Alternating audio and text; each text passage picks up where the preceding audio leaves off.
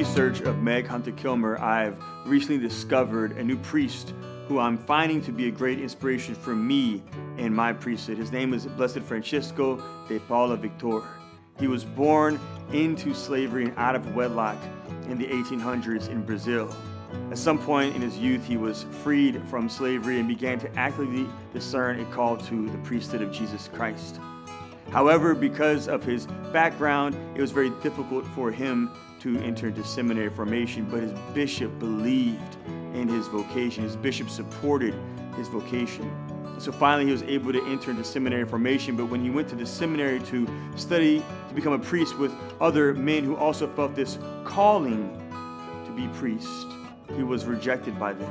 Again, because of his background, they thought this former slave should be one of their servants. He persevered in the midst of persecution and seminary formation and was ordained to the priesthood and became a pastor. However, the parish in Brazil that he became a pastor of was made up of 1/3 of white people who were slave owners. These slave owners in his parish rejected him, resisted him, revolted against him as their pastor. They would not even receive Holy Communion from him, some of them. They didn't want to receive communion from someone who used to be a slave while they were slave owners. But even though they persecuted him, he continued to bless those who cursed him. He continued to pray for those who persecuted him. He continued to forgive those who did not even apologize to him, imitating Jesus Christ, who pours himself out for us, for you and I. Even whenever we're not good to Jesus, he still makes a gift of himself for us over and over and over again. Father, forgive them, for they know not what they do. Peace be with you are the words of Jesus to those who have offended him.